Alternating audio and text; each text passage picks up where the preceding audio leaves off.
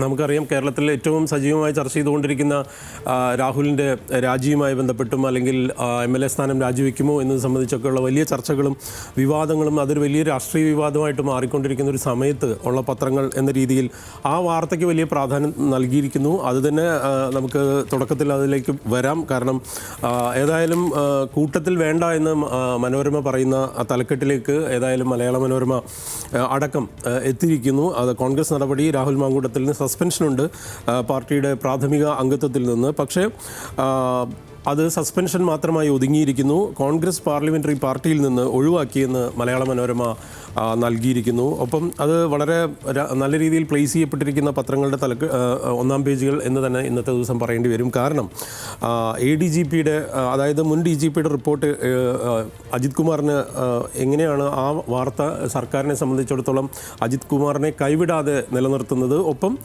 രാഹുലിനെ കൈവിടണോ വേണ്ടയോ എന്നുള്ള സംബന്ധിച്ച തർക്കം, ഇത് രണ്ടും സ്പ്ലിറ്റ് ചെയ്തുകൊണ്ടുള്ള ഒന്നാം പേജുകളുടെ ദിവസം എന്ന് വേണമെങ്കിൽ പറയാം. ഏതായാലും മനോരമ കൂട്ടത്തിൽ വേണ്ട എന്ന് പറയുമ്പോൾ മാതൃഭൂമിയെ സംബന്ധിച്ചിടത്തോളം അവർ പറയുന്ന അല്ലെങ്കിൽ അതിൻ്റെ ഒരു തലക്കെട്ടെന്ന് പറയുന്നത് കൈവിട്ടു. അതായത് പാർട്ടിയുടെ ഒരു ഘടകം എന്ന രീതിയിൽ പ്രധാനപ്പെട്ട ഒരു പാർട്ടിയെ സംബന്ധിച്ചൊരു വലിയ മോറലിസ്റ്റിക് പ്രശ്നം വന്നിരിക്കുന്നു, പൊളിറ്റിക്കൽ ധാർമ്മികതയുമായി ബന്ധപ്പെട്ട ഇഷ്യൂ വന്നിരിക്കുന്നു. കൈവിട്ടു എന്ന് രാഹുലിന് സസ്പെൻഷൻ എന്ന് പറയുന്നു.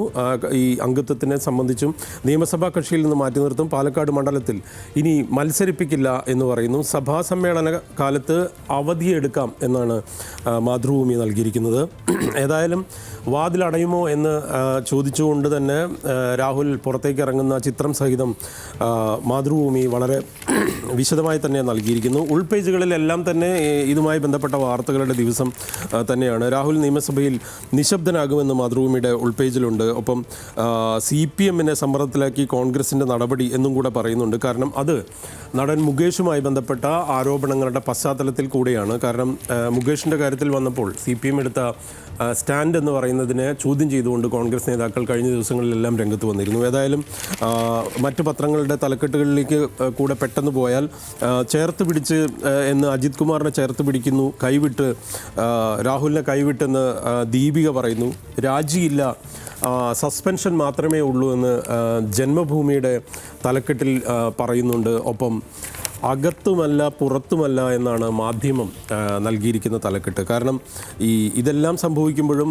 രണ്ട് തരത്തിലേക്കുള്ള അല്ലെങ്കിൽ ഒരു കയോസിലേക്ക് പെട്ടിരിക്കുന്നു കോൺഗ്രസ് എന്ന് പറയേണ്ടി വരും. കാരണം ഒന്ന് ഉപതെരഞ്ഞെടുപ്പ് ഒഴിവാക്കേണ്ട സാഹചര്യമുണ്ട്, മറ്റൊന്ന് അവരെ സംബന്ധിച്ച് വലിയ രാഷ്ട്രീയ സമ്മർദ്ദമുണ്ട്. ഒപ്പം ജനഹിതം അനുസരിച്ച് രാഹുലിനെതിരെ നടപടിയെടുത്തു എന്നുള്ള തോന്നൽ ഉണ്ടാക്കേണ്ടത് ആ പാർട്ടിയെ സംബന്ധിച്ചിടത്തോളം വലിയൊരു ഉത്തരവാദിത്വം കൂടിയാണ്. അത് ജനങ്ങളെ സംബന്ധിച്ചും വോട്ടർമാരെ സംബന്ധിച്ചൊക്കെ വളരെ പ്രധാനപ്പെട്ട കാര്യമാണ്. അത് ഒരു പ്രതിസന്ധിയായി തന്നെ കോൺഗ്രസ്സിന് നിലനിർത്തുന്നു, അല്ലെങ്കിൽ ആ രീതിയിൽ അതിനെ കോൺഗ്രസ് കാണുന്നു എന്ന് പറയുന്നു. പക്ഷേ ഏതായാലും കോൺഗ്രസ്സിന് വാദിക്കാവുന്ന തരത്തിൽ യൂത്ത് കോൺഗ്രസിൻ്റെ അധ്യക്ഷ സ്ഥാനത്ത് നിന്ന് മാറ്റുന്നു, പാർട്ടിയുടെ അംഗത്വത്തിൽ നിന്ന് സസ്പെൻഡ് ചെയ്യുന്നു തുടങ്ങിയ രീതിയിലുള്ള കാര്യങ്ങൾ പറഞ്ഞ് പിടിച്ചു നിൽക്കാൻ സാധിക്കുകയും ചെയ്യും. ഏതായാലും മംഗളത്തിൽ രാഹുൽ പുറമ്പോക്കിൽ എന്ന് മംഗളം എഴുതിയിരിക്കുന്നു. ഒപ്പം രാഹുലിന് സസ്പെൻഷൻ മാത്രം, ഭീഷണിക്ക് വഴങ്ങി, നേതാക്കൾക്ക് രാഹുലിനെ ഭയം, കൈപിടിച്ചതും കവചമായതും ഒരേ സംഘം എന്ന് ദേശാഭിമാനി തലക്കെട്ടിൽ നൽകിയിരിക്കുന്നു. ഒപ്പം രാജി ഒഴിഞ്ഞു, ഭാവി ഇരുളിൽ എന്നാണ് കൗമുദി നൽകിയിരിക്കുന്നത്. അതുപോലെ തന്നെ സുപ്രഭാതം കവചമൊരുക്കാൻ എന്ന് പറഞ്ഞുകൊണ്ട് രാഹുലിൻ്റെ കാര്യവും, ഒപ്പം അജിത് കുമാറിനെതിരായിട്ടുള്ള റിപ്പോർട്ടുകൾ സർക്കാർ മടക്കിയ അസാധാരണമായ ഇടപെടൽ, അസാധാരണമായൊരു കവചം അജിത് കുമാറിന് വേണ്ടി രൂപപ്പെടുന്നു എന്നുള്ള കോടതിയുടെയും മാധ്യമങ്ങളുടെയും എല്ലാം തന്നെ വിമർശനം ഉൾക്കൊള്ളുന്ന തരത്തിലേക്കുള്ള തലക്കെട്ടുകളുമായിട്ട് ഏതായാലും ആ വാർത്തയ്ക്ക് വലിയ പ്രാധാന്യം നൽകിയിരിക്കുന്നു. ഏതായാലും അജിത് കുമാറിൻ്റെയും രാഹുലിൻ്റെയും വളരെ സ്പ്ലിറ്റ് ചെയ്തുകൊണ്ട് അവതരിപ്പിക്കാൻ പത്രങ്ങൾ ശ്രമിച്ചു. പക്ഷേ അതിലേറ്റവും പ്രധാനപ്പെട്ട വാർത്ത എന്ന് പറയുന്നത് രാഹുലിൻ്റെ ഈ രാജി വെക്കുമോ ഇല്ലയോ എന്നുള്ളത് സംബന്ധിച്ച കഴിഞ്ഞ മണിക്കൂറുകളായിരുന്നു. അതിനേതായാലും ഒരു പ്രാധാന്യം നൽകിയിരിക്കുന്നു എന്ന് തന്നെ പറയേണ്ടി വരും. മറ്റു വാർത്തകളിലേക്ക് കടന്നാൽ ഞാൻ പറയാം. അതായത് മാതൃഭൂമിയെ സംബന്ധിച്ചിടത്തോളം മറ്റെല്ലാ പത്രങ്ങളും വലിയ പ്രാധാന്യത്തിൽ വാർത്തകൾ നൽകിയ ദിവസമാണ്. ഇതിൽ വളരെ നമുക്ക് വിചിത്രമായി തോന്നിയതോ അല്ലെങ്കിൽ വളരെ ഒരു കോളിളക്കം സൃഷ്ടിക്കുന്ന തരത്തിലേക്കോ അല്ലെങ്കിൽ ആ രീതിയിൽ നമ്മളെ ഞെട്ടിച്ച ഒരു വാർത്ത ഒന്നാം പേജിൽ മാതൃഭൂമി നൽകിയിരിക്കുന്നു. കോഴിക്കോട് 6 വർഷം മുമ്പ് യുവാവിനെ കാണാതാവുന്നു. ബാംഗ്ലൂരിലേക്ക് ട്രെയിൻ കയറിപ്പോയി എന്ന് വീട്ടുകാർ വിശ്വസിച്ചിരിക്കുന്നു. 6 വർഷത്തിന് ശേഷം യുവാവിനെ കണ്ടൽക്കാട്ടിൽ താഴ്ത്തിയതാണെന്നുള്ള വെളിപ്പെടുത്തൽ വരുന്നു. അത് ബ്രൗൺ ഷുഗർ ഉപയോഗിച്ചതിനെ തുടർന്നുണ്ടായ പുള്ളി ഉണർന്നില്ല, അതുകൊണ്ട് കുഴിച്ചിട്ടു എന്ന് സുഹൃത്തുക്കൾ മൊഴി നൽകുന്ന അല്ലെങ്കിൽ അവരുടെ കുറ്റസമ്മതം നടത്തുന്ന ഒരു സാഹചര്യം ഉണ്ടാകുന്നു. ഇതൊരു വലിയ രീതിയിൽ ഈ വാർത്തയെ ഇതിനൊരു വലിയ പ്രാധാന്യമുണ്ട് എന്ന് തന്നെ പറയേണ്ടി വരും. കാരണം അത് അത്ഭുതപ്പെടുത്തുന്ന തരത്തിലേക്ക് അല്ലെങ്കിൽ ഞെട്ടിപ്പിക്കുന്ന തരത്തിലേക്കുള്ള ഒരു വാർത്തയാണ്. ആ വാർത്തയ്ക്കും കൂടെ ഏതായാലും മലയാളത്തിലെ പത്രങ്ങൾ വലിയ പ്രാധാന്യം നൽകിയിരിക്കുന്നു. സിറാജ്, അതായത് മറ്റ് പത്രങ്ങളിൽ അല്ലെങ്കിൽ മറ്റ് വാർത്തകളിൽ ലോകം ശ്രദ്ധിച്ച വാർത്ത എന്നുള്ള രീതിയിൽ സിറാജിൻ്റെ ഒന്നാം പേജിൽ ഗസയിൽ അവർ ഗസ എന്നാണ് എഴുതുന്നത്. ഗസയിലെ മാധ്യമവേട്ടയുമായി ബന്ധപ്പെട്ട, അതായത് നിരവധി പേർ കൊല്ലപ്പെട്ട വാർത്തയ്ക്ക് സിറാജ് നൽകിയിരിക്കുന്ന പ്രാധാന്യം ഉണ്ട്. ഒപ്പം മറ്റു വാർത്തകളിലേക്ക് വന്നാൽ ദേശാഭിമാനിയിൽ ഞാൻ വളരെ വേഗത്തിൽ പോവുകയാണ്. കാരണം നമുക്ക് ഈ പറഞ്ഞതുപോലെ ഒരുപാട് വാർത്തകളുള്ള ദിവസം, മറ്റൊന്ന് അത്തച്ചമയ ആഘോഷത്തിലേക്കൊക്കെ എല്ലാം പോകേണ്ടതുണ്ട്. നിരവധി വാർത്തകളുള്ള ദിവസമാണ്. അതുകൊണ്ട് ദേശാഭിമാനിയുടെ സ്പോർട്സ് പേജിൽ ഒരു വാർത്തയ്ക്ക് കൂടെ പ്രാധാന്യമുണ്ട്. ആ വാർത്തയിലേക്ക് പോയാൽ, അതായത് നമുക്ക് കഴിഞ്ഞ ദിവസങ്ങളിൽ അറിയാം, നിരവധി ഇതുമായി ബന്ധപ്പെട്ട കായിക രംഗത്തെ ഏറ്റവും പ്രധാനപ്പെട്ട സംഭവങ്ങൾ നടക്കുന്ന ഒരു ദിവസം എന്ന രീതിയിൽ കൂടിയാണ്. അപ്പോൾ ക്രിക്കറ്റിൻ്റെ വാർത്തകളുണ്ട്. ഒപ്പം അതിൽ ഏറ്റവും പ്രധാനപ്പെട്ടത് ഫുട്ബോളുമായി ബന്ധപ്പെട്ടാണ്. കാഫ നേഷൻസ് കപ്പ് ഫുട്ബോളിൻ്റെ ഇന്ത്യൻ ടീമിൽ 3 മലയാളികൾ, ആ വാർത്തയ്ക്കും പ്രാധാന്യം നൽകിയിരിക്കുന്നു. മിക്കവാറും ഓണവുമായി ബന്ധപ്പെട്ട വാർത്തകളുടെ ദിവസം എന്ന് തന്നെ പറയാം.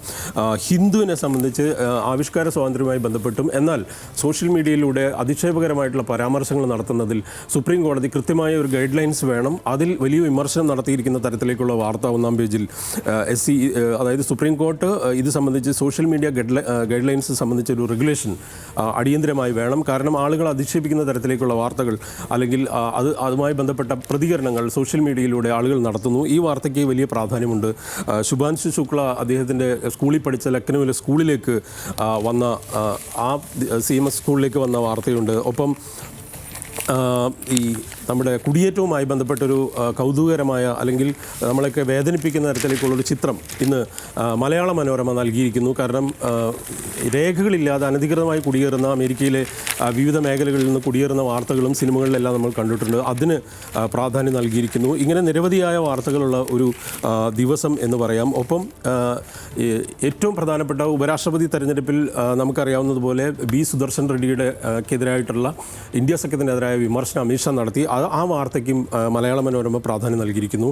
അത് സാൽവ ജൂദുമിൻ്റെ വിധിയുമായി ബന്ധപ്പെട്ടാണ്. ഈ വാർത്തയുണ്ട്. ഒപ്പം ബാനു മുഷ്താഖിനെ ദസറ ആഘോഷത്തിന് ക്ഷണിച്ച കർണാടക സർക്കാരിൻ്റെ നടപടി സംബന്ധിച്ച് വലിയ വിമർശനം ഉണ്ടാകുന്നു. അതിൽ BJP നേതാക്കളുടെ സമ്മിശ്ര പ്രതികരണങ്ങൾ കൂടെ നൽകിയിരിക്കുന്നു. ഒപ്പം നമ്മുടെ മേരി കോം PT ഉഷയുടെ കുട്ടിയുടെ കല്യാണത്തിന് വന്നതിൻ്റെ വാർത്തയും ചിത്രം സഹിതം നൽകിയിരിക്കുന്നു. അങ്ങനെ വ്യത്യസ്തമായ വാർത്തകളുടെ ഒരു ദിവസം എന്ന് തന്നെ പറയാം. ആ വാർത്തകളിൽ തന്നെയാണ് നമ്മൾ നിൽക്കുന്നത്. ഏതായാലും നമ്മുടെ സമയപരിമിതി കൊണ്ട് പെട്ടെന്ന് അവസാനിപ്പിക്കുകയാണ്. നമ്മുടെ പ്രേക്ഷകർക്കെല്ലാം ഓണം ആശംസിക്കുന്നു.